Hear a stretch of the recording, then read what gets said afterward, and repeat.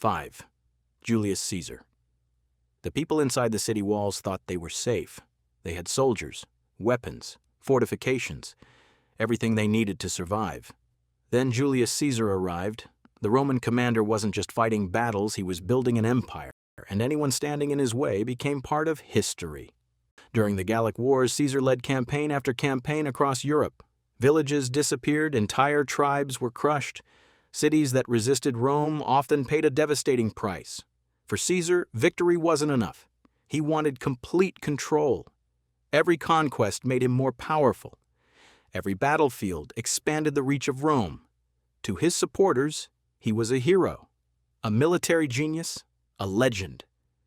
But to the people watching Roman banners approach their homes, he was the man who brought destruction to their doorstep, and yet, the next name on this list inspired even greater fear. 4. Ivar the Boneless. Imagine looking out across the sea and seeing hundreds of Viking ships appearing on the horizon. That nightmare became reality for countless people. Leading many of those invasions was a feared warrior known as Ivar the Boneless. Nobody knew exactly what made him so dangerous. Some feared his intelligence, others feared his brutality. But everyone feared his army. When the Vikings arrived, chaos followed. Monasteries were looted, settlements were burned, and resistance was often met with overwhelming force. Stories of Ivar spread faster than his ships.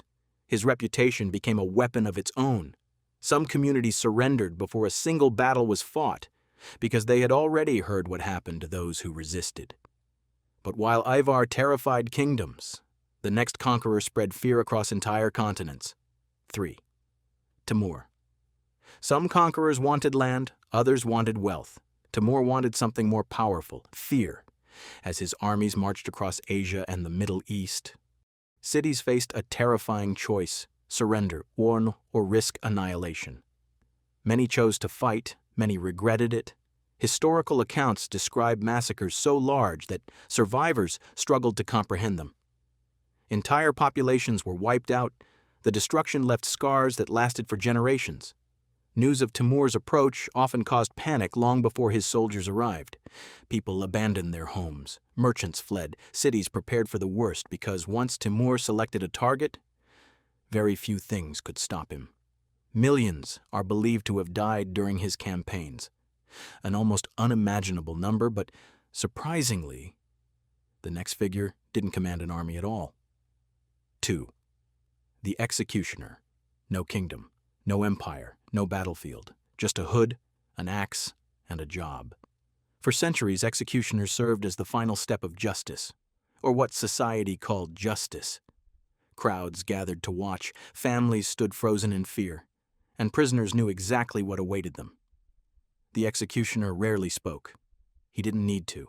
His presence alone was enough. Every swing of the blade became a reminder of power, a warning to anyone who dared challenge authority. Some executioners carried out hundreds of executions during their lives.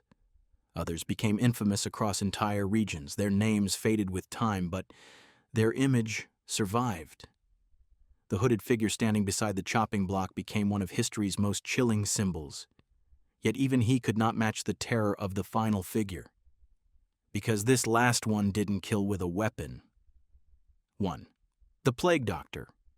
At first, people noticed a fever, then coughing, then death. And once it started, it spread everywhere. The Black Death was unlike anything the world had ever seen. Entire households vanished within days. Streets became silent. Businesses closed. Church bells rang endlessly. And in the middle of this nightmare, people began seeing a strange figure. A doctor wearing a long black robe and a mask shaped like a bird's beak. The plague doctor. The sight of that mask terrified entire towns because it usually meant one thing: disease had arrived and death would soon follow. The plague swept across Europe with incredible speed. Millions upon millions died. And centuries later, the image of the plague doctor still reminds us of one terrifying truth. Sometimes, the greatest killer in history isn't a person at all.